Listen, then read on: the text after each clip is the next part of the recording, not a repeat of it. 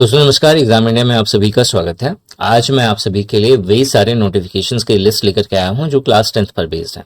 तो यहाँ पे क्या है, वे स्टूडेंट जिन्होंने अभी अभी 10th पास करा है या 10th पास आउट है और दिमाग में है कि एक अच्छी सरकारी नौकरी मिल जाए तो फिर सेटल हो जाए जीवन, ठीक है। तो यहाँ पे क्या है, वे सारे इंपॉर्टेंट गवर्नमेंट जॉब है जो 10th पर बेस्ड होते हैं, ठीक है।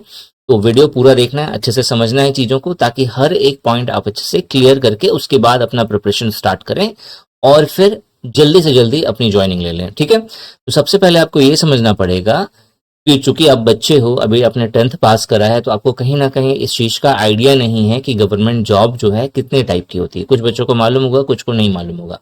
तो गवर्नमेंट जॉब जो होती है बेसिकली आप इसे दो पार्ट्स में बांट सकते हैं। एक होता है जो सेंट्रल गवर्नमेंट जॉब, जो सेंटर या यूनियन निकालती है, और दूसरा होता है स्टेट गवर्नमेंट जॉब, जो अलग अलग स्टेट निकालता है।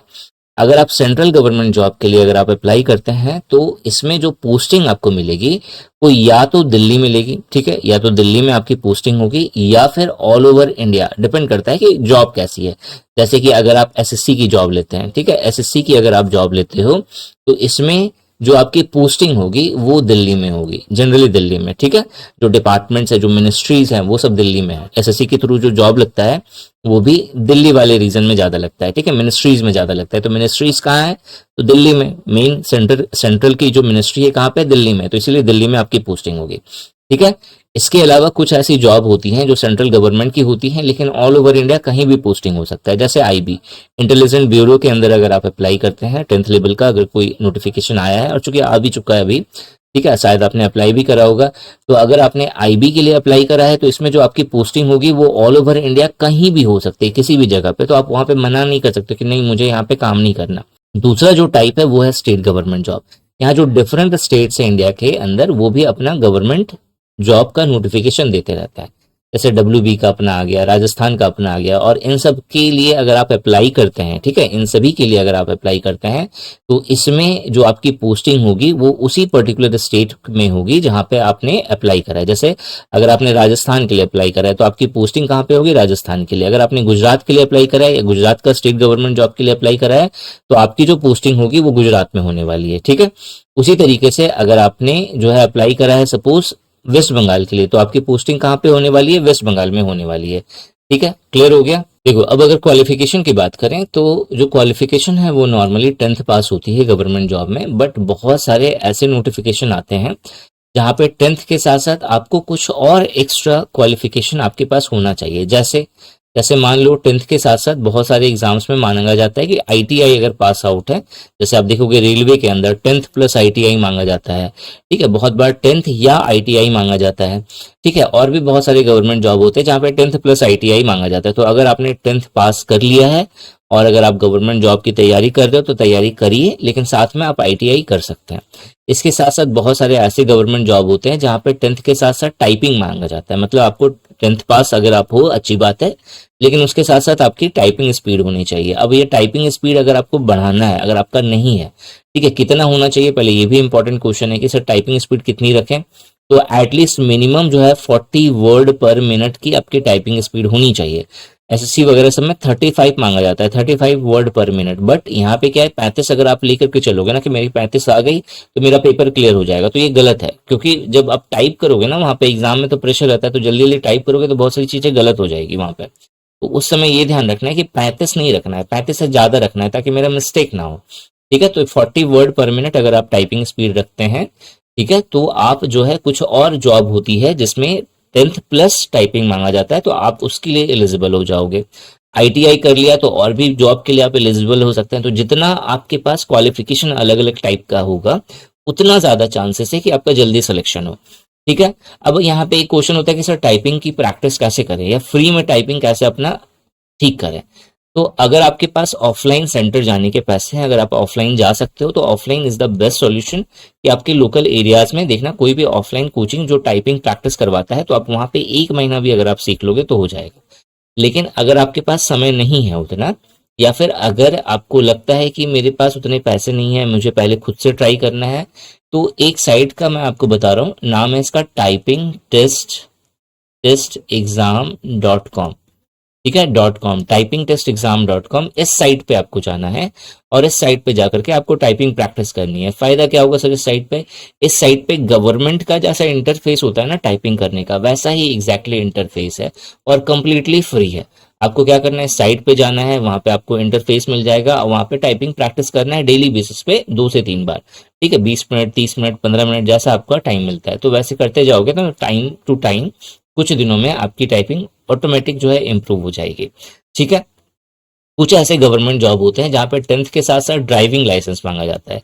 कौन कौन सी जॉब होती हैं, जैसे जो ड्राइवर बेस्ड जॉब होती है, जैसे अगर देखोगे बहुत सारे ऐसे गवर्नमेंट जॉब होते हैं, जैसे एसबीआई हो गया, एसबीआई के अंदर ड्राइवर का रिक्रूटमेंट होता है। उसी तरीके से बहुत बार एसएससी के अंदर ड्राइवर का रिक्रूटमेंट होता है। उसी तरीके से और भी बहुत सारे एग्जाम्स हैं जहाँ पे पर्टिकुलर ड्राइवर का नोटिफिकेशन आता है। तो अगर ड्राइवर का नोटिफिकेशन आया है तो आप बड़े बड़े ऑफिसर्स हैं, वो तो अपनी गाड़ियां खुद से नहीं चलाएंगे ना, तो ये ड्राइवर रहता है उनका। और ये ड्राइवर देता कौन है, गवर्नमेंट ही देती है उनको। तो गवर्नमेंट कैसे देगी, गवर्नमेंट उसको रिक्रूटमेंट देती है।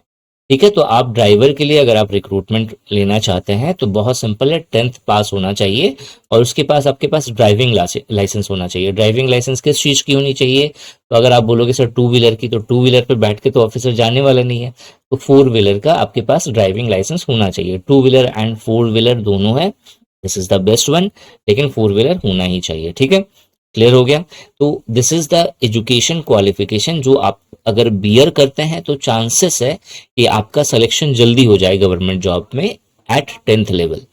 ठीक है, अब देखो कभी भी हम लोग जब प्रिपरेशन करते हैं ना तो कुछ चीजें दिमाग में रखते हैं, जैसे भाई सैलरी कितनी मिलने वाली है, किस तरीके से प्रमोशन होगा, क्योंकि 10th बेसिस पे अगर मान लेते हैं 35,000 सैलरी मिल रही है तो जीवन भर 35,000 लेके तो कुछ नहीं होंगे ना, क्योंकि बाद में शादी होगी, बच्चे होंगे, ये सब सब कुछ देखना है। ठीक है, तो प्रमोशन मिलेगा कि नहीं मिलेगा ये भी बहुत इंपॉर्टेंट है।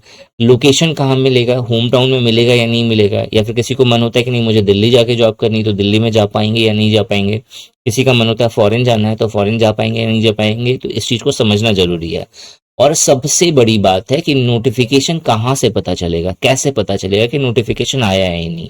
ठीक है, तो इन सभी के बारे में जो जेन्युइन इन्फॉर्मेशन है वो मैं आपको इस वीडियो में दे रहा हूँ। वीडियो अच्छे से देखना है, चीजों को समझना है और इस चैनल को सब्सक्राइब जरूर कर लेना, ताकि कोई भी इंपॉर्टेंट अपडेट जो होगी जो मैं लेकर के आ रहा हूँ वो आपकी मिस ना हो। ठीक है, नोटिफिकेशन अगर आपको टाइम टू टाइम चाहिए तो हम लोगों की कम्युनिटी है, व्हाट्सएप कम्युनिटी, टेलीग्राम कम्युनिटी, जिसका लिंक आपको डिस्क्रिप्शन और कमेंट सेक्शन में दिख रहा होगा। आपको इन कम्युनिटी को ज्वाइन करना है और ज्वाइन करके जो है जैसे जैसे जो गवर्नमेंट एग्जाम्स की अपडेट आ रही है आप उसे देखते जाओ और चीज़ों को समझते जाओ कि हाँ मुझे ये जॉब के लिए अप्लाई करना चाहिए, इस जॉब के लिए नहीं अप्लाई करना चाहिए, आपके ऊपर है। ठीक है, बट एक जगह पे आपको सारे नोटिफिकेशन मिलेंगे। ठीक है, सबसे पहला यहाँ पे जो जॉब है वो है एसएससी का जॉब। बेसिकली एसएससी का जो 10th लेवल का जॉब होता है ये दो टाइप का होता है, एक होता है एमटीएस और दूसरा होता है कांस्टेबल जीडी। ठीक है, तो अगर आप इनके लिए अप्लाई करना चाहते हो, ठीक है, एमटीएस के लिए और कांस्टेबल जीडी के लिए, तो आपको समझना पड़ेगा कि 10th तो मांगा जाता है, 10th पास होता है यहाँ पे, बट दो चीजें इंपॉर्टेंट है। अगर आप जीडी के लिए अप्लाई करते हैं तो फिजिकल स्टैंडर्ड मेंटेन करना, मतलब हाइट होता है इसके अंदर स्पेसिफिक कि ये हाइट चाहिए, ये चेस्ट होना चाहिए फुला करके और पचका करके भी इतना होना चाहिए। ठीक है, इस तरीके की का यहाँ पे कंडीशन मेंशन होता है।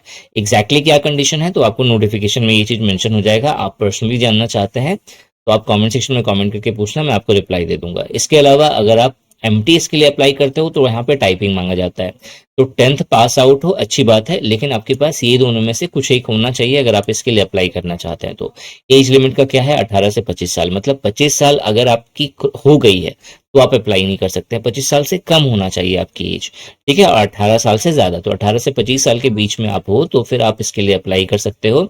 सैलरी जो आपको यहाँ पे मिलेगी तो 22,000 से लेकर के 28,000 के बीच में सैलरी मिलेगी स्टार्टिंग की। लेवल 1 का पे मैट्रिक्स आपको मिलता है और इसमें कुछ अलाउंस मिलते हैं, कुछ भत्ता जिसको बोलते हैं, जो सरकार देती है, सरकारी जॉब में ही ये चीजें मिलती हैं। तो उसके बाद जो सैलरी आपकी होने वाली है वो 30 से लेकर के 35,000 के बीच में आपकी सैलरी होने वाली है। यहाँ पे प्रमोशन की बात करें तो देखो, अगर आप एमटीएस में अगर ज्वाइनिंग लेते हैं तो उसके बाद आप क्लर्क की पोस्ट पे जाओगे, उसके बाद सीनियर क्लर्क, उसके बाद सेक्शन ऑफिसर बनोगे। ठीक है, ये लंबा प्रोसेस होता है, इसके साथ साथ आप अपनी पढ़ाई कर सकते हो ताकि और भी जल्दी आपका प्रमोशन हो सके। जॉब टाइप की बात करें तो सेंट्रल गवर्नमेंट जॉब है।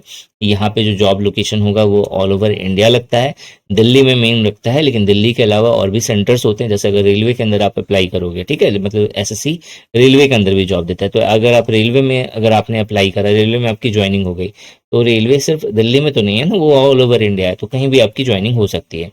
ठीक है, नोटिफिकेशन की बात करें तो हर साल नोटिफिकेशन आता है जनवरी से मार्च के बीच में। तो अगर आप अप्लाई करना चाहते हैं तो इस साइट पे जाकर के ssc.nic.in इस साइट पे जाकर के आप अप्लाई कर सकते हो, या फिर निशांत ई एकेडमी का टेलीग्राम चैनल और व्हाट्सएप जो चैनल है जिसका लिंक आपको कमेंट सेक्शन पे पिन करा हुआ है, आप उसे ज्वाइन कर लीजिए। जैसे ही इसका नोटिफिकेशन आएगा आपको अपडेट मिल जाएगा। नेक्स्ट जो है वो है रेलवे जॉब आफ्टर 10। अगर रेलवे जॉब की बात करें तो रेलवे में बहुत सारा जॉब होता है 10th लेवल पे, जैसे ग्रुप डी हो गया, ट्रैक मेंटेनेंस हो गया, हेल्पर हो गया। ठीक है, तो अगर आप इसके लिए अप्लाई करना चाहते हैं तो क्राइटेरिया क्या मेंशन होता है क्वालिफिकेशन में, 10th पास होना चाहिए प्लस आईटीआई होना चाहिए। ठीक है, आईटीआई बहुत जगहों पे रिक्वायर्ड होता है, लेकिन बहुत जगहों पे 10th पास और आईटीआई मांगा जाता है। ये डिपेंड करता है नोटिफिकेशन पे जो सरकार निकाल रही है। ठीक है, तो बेटर है अगर आपके पास समय है तो आईटीआई कर लेना, ये बहुत अच्छा चीज है, और कहीं ना कहीं इससे आपकी ज्वाइनिंग जल्दी मिलेगी गवर्नमेंट जॉब में। एज लिमिट की बात करें तो रेलवे जॉब में खासकर जो एज लिमिट होता है वो 18 साल से 33 साल होता है। मतलब 33 साल से कम अगर आपकी उम्र है तो आप अप्लाई कर सकते हैं।